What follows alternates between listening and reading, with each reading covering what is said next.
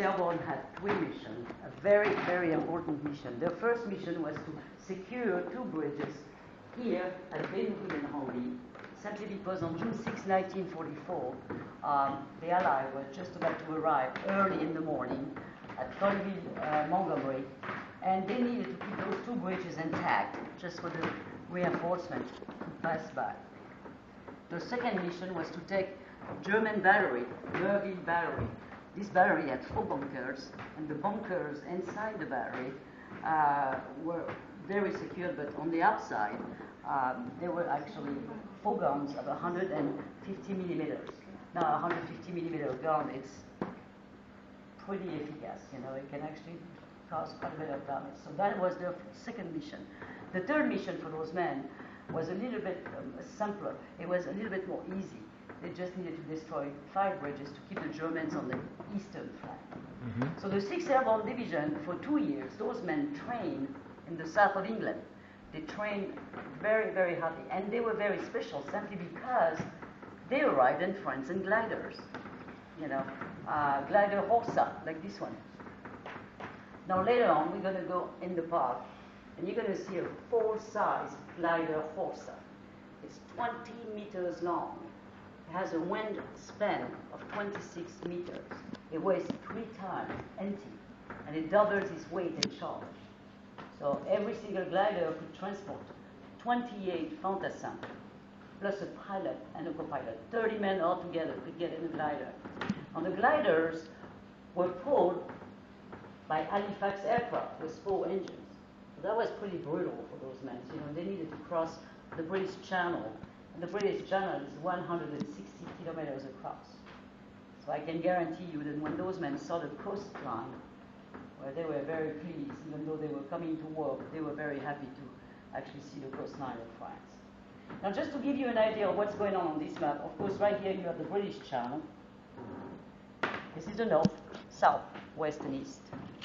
And the idea for the 6th Airborne Division was to push the Germans to the eastern flank. Right here, you have the museum. This is where you are right now. As a matter of fact, if you look closely, you have the bridge, Benouville Bridge. And this is the Canal of Caen. Next to it, you have the Orne River. And 12 kilometers away, you have the Dive River. Okay? Now, the 6th Airborne Division arrived, well, they left the south of England around 10:30 p.m. on June 5, 1944. They arrived here on the coastline between Melville and Cabourg around midnight on June 6, 1944. And the very first gliders started to descend right here. So this is the trajectory those gliders took. Now, you can see that they came very close to Melville Battery, but this is where they started to descend.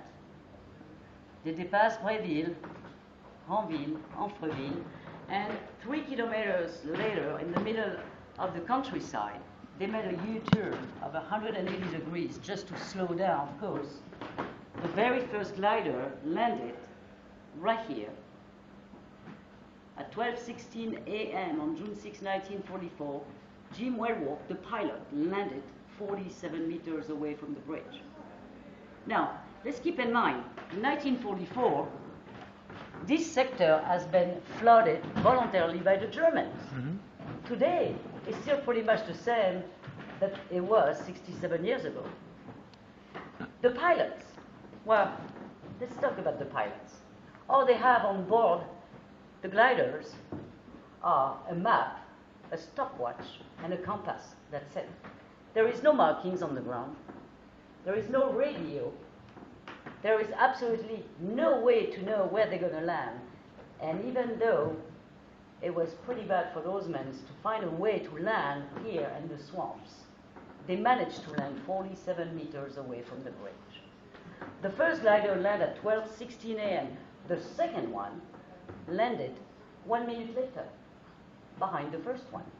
Now, where the story is mostly amazing is the third glider. Well, the third glider, glider number 3, landed between the two first ones. Now, of course, if you look where they landed, you can see that this is not an airport. It's not a tarmac. It's not a road. It's basically the middle of the waterways, and the gliders landed right there. Now, 12, 16, 17, and 18 a.m. on June 6, 1944, those 3 gliders landed. At 12:30, they took the bridge.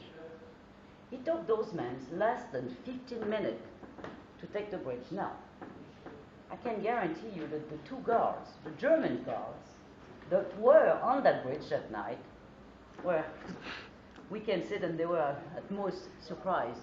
Yeah, obviously.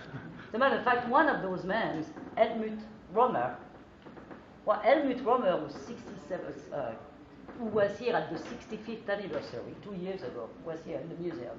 Well, Helmut Romer was so surprised to see the 6th Airborne Division arriving like this. He got so scared, he hid in a well for 30 hours. Now, after 30 hours, he finally gave up, and he gave himself up to the 6th Airborne Division. Now, 2 years ago, Helmut Romer shook the hand of Jim Wellworth, the pilot of the first glider. Wow. They did. They shook hands.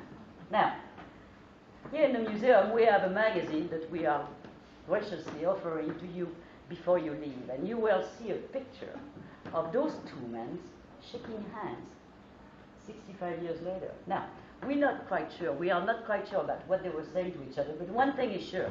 Jim Wellworth told us himself that when he shook the hand of Helmut Romer, he looked at him right in the eyes and told him, "You were lucky that night." That's the truth.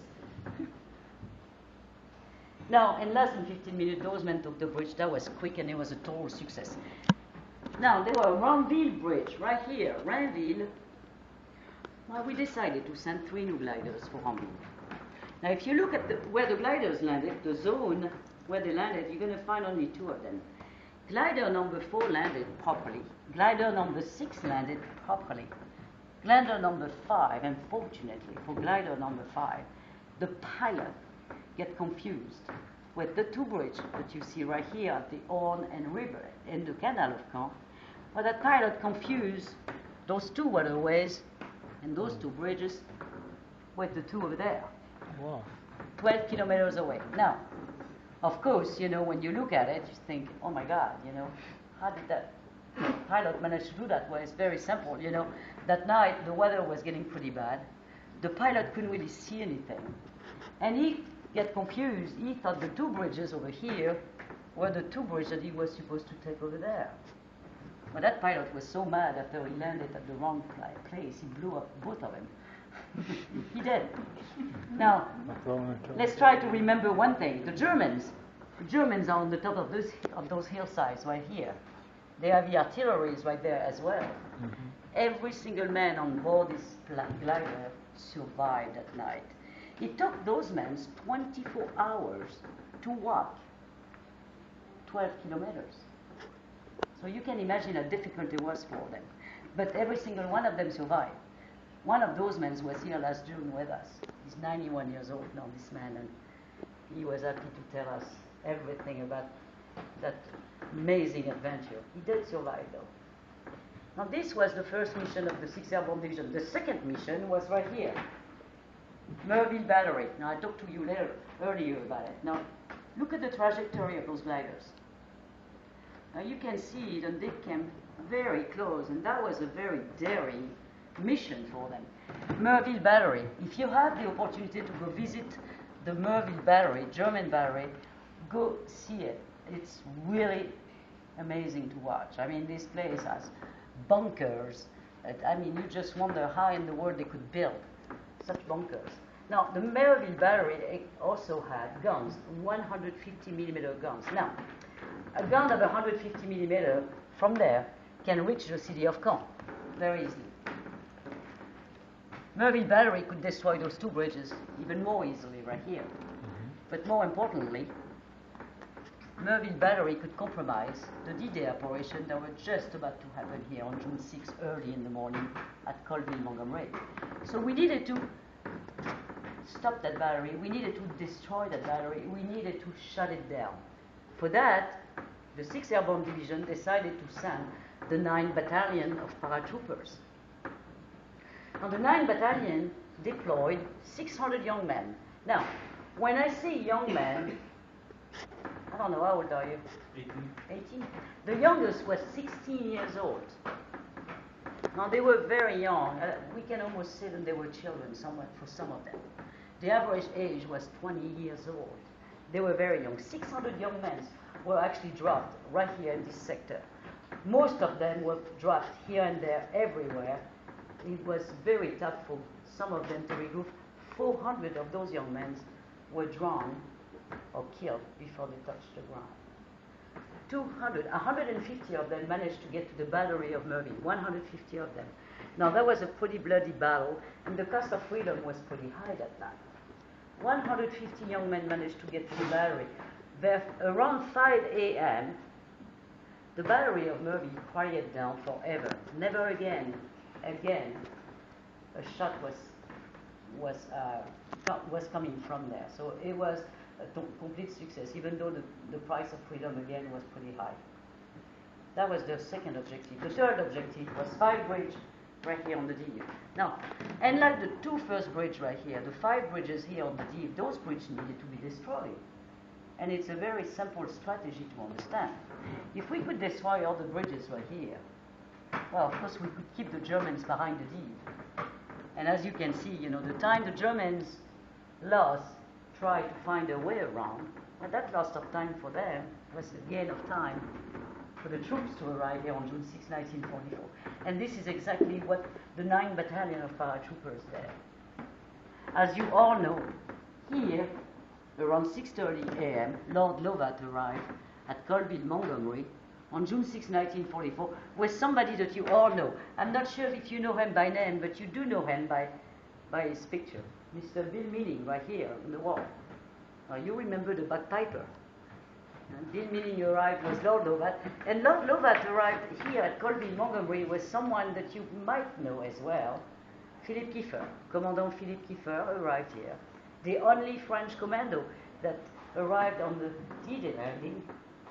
177 Green Berets arrived with them that morning.